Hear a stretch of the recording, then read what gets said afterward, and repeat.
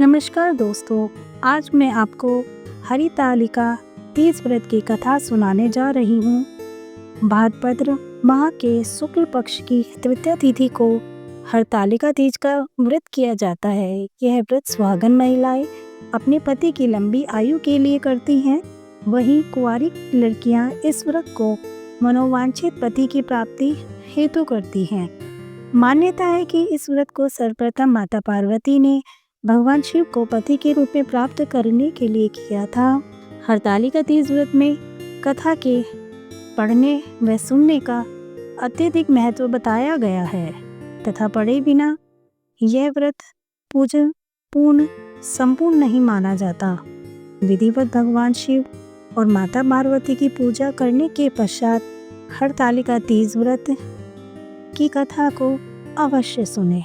कथा सुनने से पूर्व हाथ में एक पुष्प लेकर भगवान शिव और माता पार्वती को नमन करें और ओम नमः शिवाय, ओम उमा महेश्वाय नमः मंत्र का जाप करते हुए ध्यानपूर्वक श्रद्धापूर्वक कथा का श्रवण करें।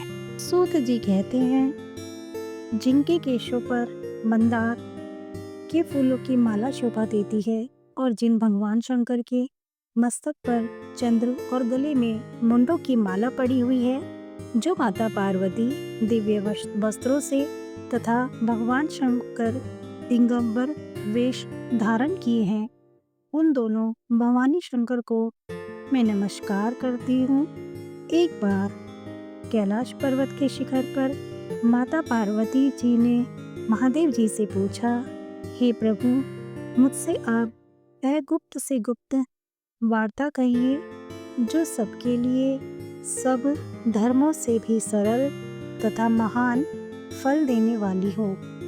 हे नाथ, यदि आप प्रसन्न हैं तो आप उसे मेरे सम्मुख प्रकट कीजिए।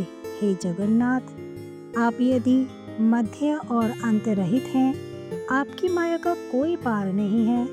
आपको मैंने किस भांति प्राप्त किया है? कौन से व्रत, तप या दान के पुण्य से आप मुझको वर रूप में मिले हैं? कृपया करके बताइए। तब महादेव जी बोले, हे देवी, सुनिए, मैं आपको उस व्रत को कहता हूँ जो परम गुप्त है। जैसे तारागणों में चंद्रमा और सूर्य से ग्रहों में, वर्णों में ब्राह्मण, देवताओं में गंगा, पुराणों में महाभारत, वेदों में साम और इंद्रियों में मन श्रेष्ठ है, वैसे ही पुराण और वेद सब में इसका वर्णन किया गया है, जिसके प्रभाव से तुम मेरा आधा आसन प्राप्त हुए हो। हे प्रिय, उसी का मैं तुमसे वर्णन करता हूँ, तो ध्यान से सुनो। भाद्रपद मास के शुक्ल पक्ष की हस्त नक्षत्र संयुक्त तृतीया के दिन इस व्रत का अनुष्ठान मात्र करने से सब पापों का नाश हो जाता है। तुमने पहले हिमालय पर्वत पर इस महान व्रत को किया था, जो मैं तुम्हें आज सुनाता हूँ। पार्वती जी बोली, हे प्रभु, इस व्रत को मैंने किस लिए किया था, यह मुझे सुनने की इच्छा हो रही है, तो कृपया करके मुझसे कहिए। शंकर जी बोले, आर्यव्रत में हिमालय नामक एक महान पर्वत है, जहाँ अनेक प्रकार की भूमि अनेक प्रकार के वृक्षों से सुशोभित है, जो सदैव बर्फ से ढके हुए तथा गंगा की कलकल ध्वनि से शोभायमान रहता है। हे पार्वती, तुमने बाल्यकाल में उसी स्थान पर परम तप किया था और 12 वर्षों तक महीनों में जल में रहकर तथा वैशाख मास में अग्नि में प्रवेश करके तप किया था। श्रावण के महीने में बाहर खुले मास की हस्त नक्षत्र युक्त तृतीया के दिन तुमने मेरा विधि विधान से पूजन किया तथा रात्रि को गीत गाते हुए जागरण किया। तुम्हारे उस महाव्रत के प्रभाव से मेरा आसन डोलने लगा। मैं उसी स्थान पर आ पहुंचा जहां तुम और तुम्हारी सखी दोनों थी।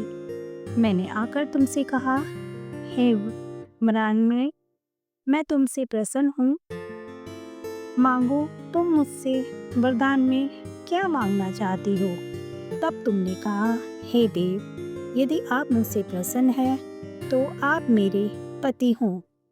मैं तथास्तु ऐसा कहकर कैलाश पर्वत को चला आया और तुमने प्रभात होते ही मेरी उस बालों की प्रतिमा को नदी में विसर्जित कर दिया। हे देवी, तुमने वहां अपनी सखी सहित व्रत का पारायण किया। इतने में तुम्हारे पिता हिमवान भी तुम्हें ढूंढते ढूंढते उसी घने वन में आ पहुंचे। उस समय उन्होंने नदी के तट पर 2 कन्याओं को देखा तो वो तुम्हारे पास आ गए और तुम्हें हृदय से लगाकर रोने लगे और बोले, बेटी, तुम इस सिंह व्याधि युक्त घने जंगल में क्यों चली आई हो। तब तुमने कहा, हे पिता, मैंने पहले ही अपना शरीर भगवान शंकर को समर्पित कर दिया है, लेकिन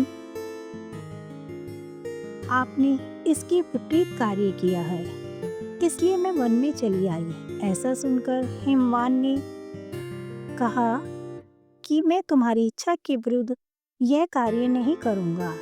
तब वे तुम्हें लेकर घर की ओर वापस लौट आए और तुम्हारा विवाह मेरे साथ कर दिया।